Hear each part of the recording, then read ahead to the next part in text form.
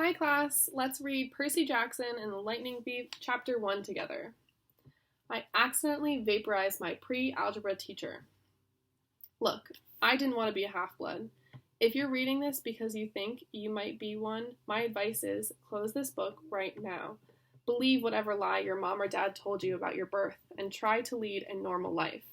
Being a half-blood is dangerous. It's scary. Most of the time, it gets you killed in painful, nasty ways. If you're a normal kid reading this because you think it's fiction, great, read on. I envy you for being able to believe that none of this ever happened. But if you recognize yourself in these pages, if you feel something stirring inside, stop reading immediately.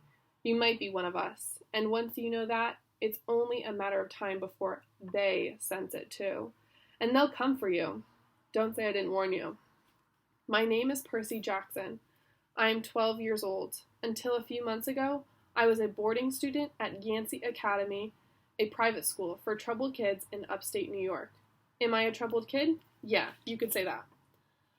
I could start at any point in my short, miserable life to prove it, but things really started going bad last May when our 6th grade class took a field trip to Manhattan. 28 mental case kids and 2 teachers on a yellow school bus heading to the Metropolitan Museum of Art to look at ancient Greek and Roman stuff. I know, it sounds like torture. Most Yancey field trips were. But Mr. Brunner, our Latin teacher, was leading this trip, so I had hopes.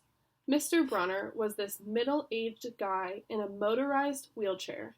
He had thinning hair and a scruffy beard and a frayed tweed jacket, which always smelled like coffee. You wouldn't think he'd be cool, but he told stories and jokes and let us play games in class. He also had this awesome collection of Roman armor and weapons, so he was the only teacher whose class didn't put me to sleep. I hoped the trip would be okay. At least I hoped that for once I wouldn't get in trouble. Boy, was I wrong.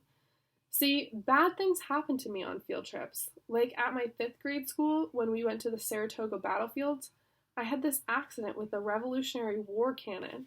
I wasn't aiming for the school bus, but of course, I got expelled anyway. And before that, at my 4th grade school, when we took a behind-the-scenes tour of the Marine World Shark Pool, I sort of hit the wrong lever on the catwalk, and our class took an unplanned swim. And the time before that, well, you get the idea. This trip, I was determined to be good. All the way into the city, I put up with Nancy Bobofit, the freckly, red-headed kleptomaniac girl hitting my best friend Grover in the back of the head with chunks of peanut butter and ketchup sandwich. Grover was an easy target. He was scrawny. He cried when he got frustrated. He must have been held back several grades because he was the only 6th grader with acne and the start of a wispy beard on his chin. On top of all that, he was crippled.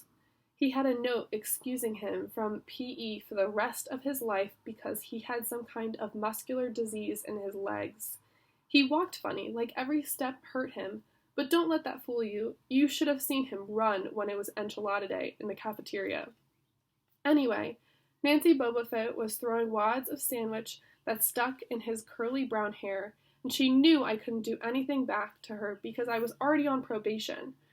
The headmaster had threatened me with death by in-school suspension if anything bad, embarrassing, or even mildly entertaining happened on this trip. I'm gonna kill her, I mumbled. Grover tried to calm me down. It's okay, I like peanut butter. He dodged another piece of Nancy's lunch. That's it. I started to get up, but Grover pulled me back to my seat.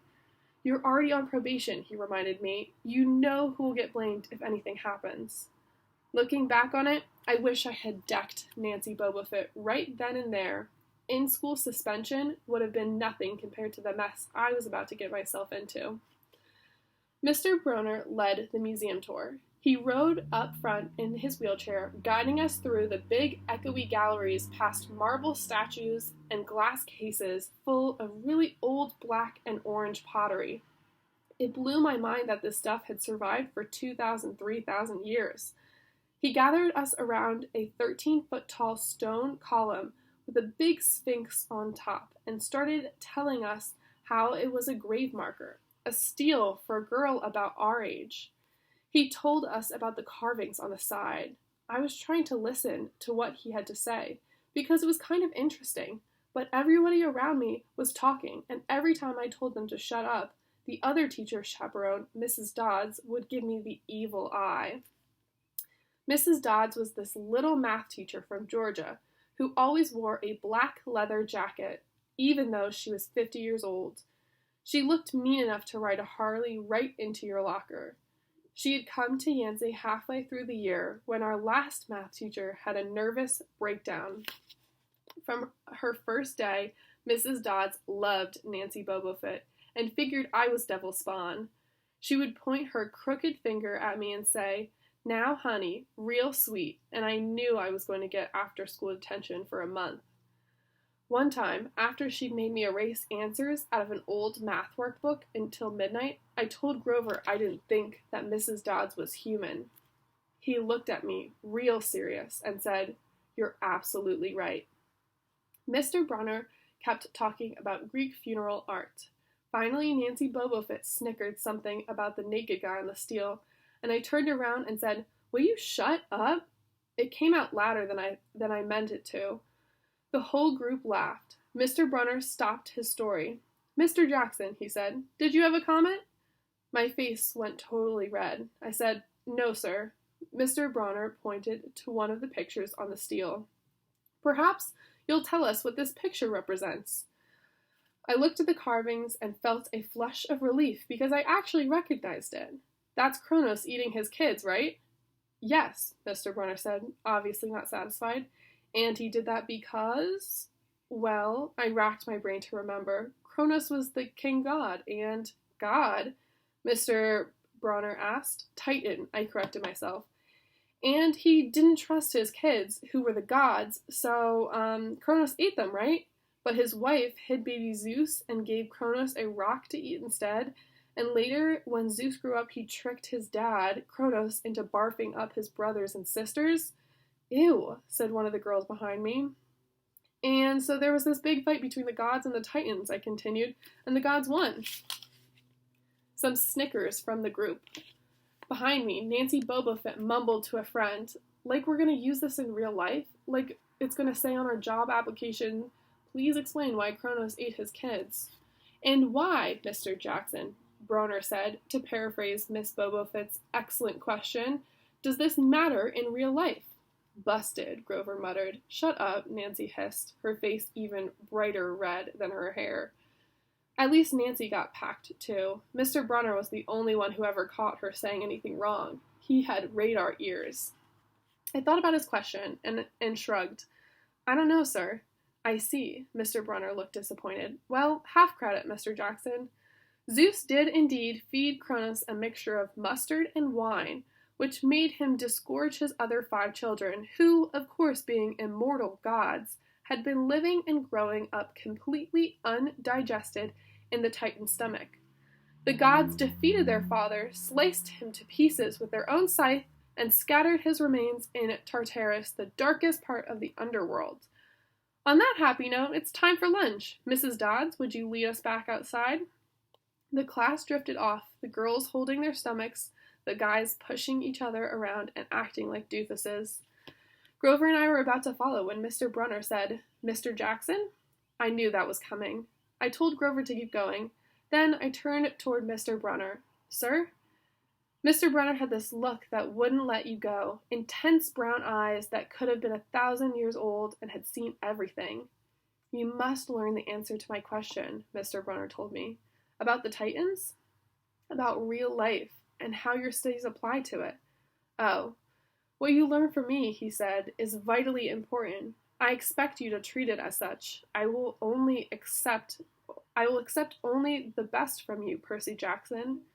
I wanted to get angry. This guy pushed me so hard. I mean, sure, it was kind of cool on tournament days when he dressed up in a suit of Roman armor and shouted, "What ho!" and challenged us, sword point against chalk, to run to the board and name every Greek and Roman person who had ever lived, and their mothers, and what god they worshipped.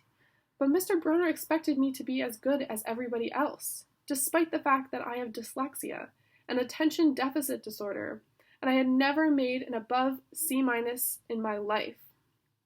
No, he didn't expect me to be as good. He expected me to be better. And I just couldn't learn all those names and facts, much less spell them correctly. I mumbled something about trying harder, while Mr. Bronner took one sad look at the steel, like he'd been at the girl's funeral. He told me to go outside and eat my lunch. The class gathered on the front steps of the museum, where we could watch the foot traffic along Fifth Avenue. Overhead, a huge storm was brewing, with clouds blacker than I'd ever seen over the city. I figured maybe it was global warming or something, because the weather all across New York State had been weird since Christmas. We'd had massive snowstorms, flooding, wildfires from lightning strikes. I wouldn't have been surprised if this was a hurricane blowing in. Nobody else seemed to notice. Some of the guys were pelting pigeons with Lunchable crackers. Nancy Bobofit was trying to pickpocket something from a lady's purse. And of course, Mrs. Dodds wasn't seeing a thing. Grover and I sat on the edge of the fountain, away from the others. We thought that maybe if we did that, everybody wouldn't know that we were from that school, the school for the loser freaks who couldn't make it elsewhere. Detention? Grover asked. Nah, I said, not from Brunner. I just wish he'd lay off me sometimes. I mean, I'm not a genius. Grover didn't say anything for a while. Then, when I thought he was going to give me some deep, philosophical comment to make me feel better, he said, Can I have your apple? I didn't have much of an appetite, so I let him take it. I watched the stream of cabs going down Fifth Avenue, and I thought about my mom's apartment, only a little ways uptown from where we sat. I hadn't seen her since Christmas. I wanted so bad to jump in a taxi and head home. She'd hug me and be so glad to see me, but she'd be disappointed too. She'd send me right back to Yancey, remind me that I had to try harder, even if this was my 6th school in 6 years, and I was probably going to get kicked out again. I wouldn't be able to stand that sad look she'd give me. Mr. Brunner parked his wheelchair at the base of the handicapped ramp. He ate celery while he read a paperback novel. A red umbrella stuck up from the back of his chair, making it look like a motorized cafe table. I was about to unwrap my sandwich when Nancy Bobofit appeared in front of me with her ugly friends. I guess she'd gotten tired of stealing from the tourists, and dumped her half-eaten lunch in Grover's lap. Oops! She grinned at me with her crooked teeth. Her freckles were orange, as if somebody had spray-painted her face with liquid Cheetos. I tried to stay cool. The school counselor had told me 1,000,000 times, count to 10, get control of your temper. But I was so mad my mind went blank. A wave roared in my ears. I don't remember touching her, but the next thing I knew, Nancy was sitting on her butt in the fountain, screaming, Percy pushed me! Mrs. Dodds materialized next to us. Some of the kids were whispering, Did you see the water? Like it grabbed her. I didn't know what they were talking about. All I knew was that I was in trouble again. As soon as Mrs. Dodds was sure poor little Nancy was okay, promising to get her a new shirt from the museum gift shop, etc., Mrs. Dodds turned on me. There was a triumphant fire in her eyes, as if I had done something she'd been waiting for all semester. Now, honey. I know, I grumbled, a month erasing workbooks. That wasn't the right thing to say. Come with me, Mrs. Dodds said. Wait, Grover yelled. It was me, I pushed her. I stared at him stunned. I couldn't believe he was trying to cover for me. Mrs. Dodds scared Grover to death. She glared at him so hard his whiskery chin trembled. I don't think so, Mr. Underwood, she said, but you will stay here. Grover looked at me desperately. It's okay, man, I told him. Thanks for trying. Honey, Mrs. Dodds barked at me. Now. Nancy Bobofit smirked. I gave her my deluxe I'll kill you later stare. Then I turned to face Mrs. Dodds, but she wasn't there. She was standing at the museum entrance, way at the top of the steps, gesturing impatiently at me to come on. How'd she get there so fast? I have moments like that a lot, where my brain falls asleep or something, and the next thing I know, I've missed something, as if a puzzle piece fell out of the universe and left me staring at the blank place behind it. The school counselor told me this was part of my ADHD, My brain misinterpreting things. I wasn't so sure. I went after Mrs. Dodds. Halfway up the steps, I glanced back at Grover. He was looking pale, cutting his eyes between me and Mr. Brunner like he wanted Mr. Brunner to notice what was going on, but Mr. Brunner was absorbed in his novel. I looked back up. Mrs. Dodds had disappeared again. She was now inside the building, at the end of the entrance hall. Okay, I thought, she's going to make me buy a new shirt for Nancy at the gift shop. But apparently that wasn't the plan. I followed her deeper into the museum. When I finally caught up with her, we were back in the Greek and Roman section. Except for us, the gallery was empty. Mrs. Dodds stood with her arms crossed in front of the big marble frieze of the Greek gods. She was making this weird noise in her throat, like growling. Even without the noise, I would have been nervous. It's weird being alone with a teacher, especially Mrs. Dodds. Something about the way she looked at the frieze, as if she wanted to pulverize it. "You've been giving us problems, honey," she said. I did the safe thing. I said, "Yes, ma'am."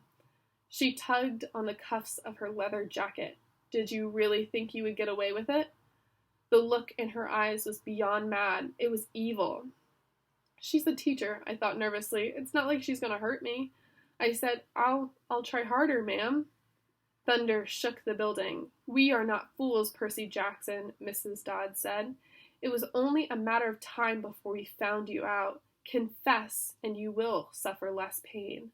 I didn't know what she was talking about. All I could think of was that the teachers must have found the illegal stash of candy I'd been selling out of my dorm room, or maybe they'd realized I got my essay on Tom Sawyer from the internet without ever reading the book, and now they were going to take away my grade. Or worse, they were going to make me read the book. "Well," she demanded. "Ma'am, I don't—" "Your time is up," she hissed. Then the weirdest thing happened. Her eyes began to glow like barbecue coals. Her fingers stretched, turning into talons. Her jacket melted into a large, leathery wings. She wasn't human. She was a shriveled hag with bat wings and claws and a mouth full of yellow fangs. She was about to slice me to ribbons. Then things got even stranger. Mr. Brunner, who'd been out in the front of the museum a minute before, wheeled his chair into the doorway of the gallery, holding a pen in his hand. "What ho, Percy!" he shouted, and tossed the pen through the air. Mrs. Dodds lunged at me. With a yelp, I dodged and felt the talon slash the air next to my ear. I snatched the ballpoint pen out of the air, but when it hit my hand, it wasn't a pen anymore. It was a sword, Mr. Brunner's bronze sword, which he always used on tournament day. Mrs. Dodds spun toward me with a murderous look in her eyes. My knees were jelly. My hands were shaking so bad I almost dropped the sword. She snarled, "Die, honey." She flew straight at me. Absolute terror ran through my body. I did the only thing that came naturally. I swung the sword. The metal blade hit her shoulder and passed clean through her body as if she were made of water. Hiss! Mrs. Dodds was a sand castle and a power fan. She exploded into yellow powder, vaporized on the spot, leaving nothing but the smell of sulfur and a dying screech and a chill of evil in the air, as if those two glowing red eyes were still watching me. I was alone. There was a ballpoint pen in my hand. Mr. Brunner wasn't there. Nobody was there but me. My hands were still trembling. My lunch must have been contaminated with magic mushrooms or something. Had I imagined the whole thing? I went back outside. It had started to rain. Grover was sitting on the fountain, a museum map tented over his head. Nancy Bobofit was standing there, soaked from her swim in the fountain, grumbling to her ugly friends. When she saw me, she said, "I hope Mrs. Kerr whipped your butt." I said, "Who?" "Our teacher, duh." I blinked. We had no teacher named Mrs. Kerr. I asked Nancy what she was talking about. She just rolled her eyes and turned away. I asked Grover where Mrs. Dodds was. He said, Who? But he paused first, and he wouldn't look at me, so I thought he was just messing with me. Not funny, I told him. This is serious. Thunder boomed overhead. I saw Mr. Brunner sitting underneath his red umbrella, reading his book, as if he'd never moved. I went over to him. He looked up, a little distracted. Ah, that would be my pen. Please bring your own writing utensil in the future, Mr. Jackson. I handed Mr. Brunner the pen. I hadn't even realized I was still holding it. Sir, I said, where's Mrs. Dodds? He stared at me blankly. Who? The other chaperone, Mrs. Dodds, the pre-algebra teacher. He frowned and sat forward, looking mildly concerned. Percy, there is no Mrs. Dodds on this trip. As far as I know, there has never been a Mrs. Dodds at Yancey Academy. Are you feeling all right?